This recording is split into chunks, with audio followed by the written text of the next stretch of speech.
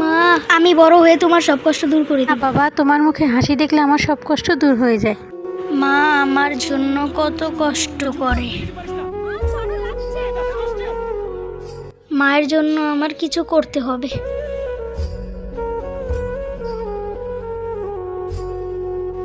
ফুল কিনবেন? হ্যাঁ, কত দাম? 10 টাকা। টিফিনের টাকা না খেয়ে ফুল কিনে বিক্রি করে মায়ের জন্য টাকা জমায়। মাকে একটা শাড়ি কিনে দিব। এই নেন, ফুল কিনবেন মাত্র 10 টাকা পিস। আর কিছুদিন টাকা জমালেই হয়ে যাবে। এসব করার কি দরকার ছিল? বাবা, তুই এত টাকা কোথায় পেলি?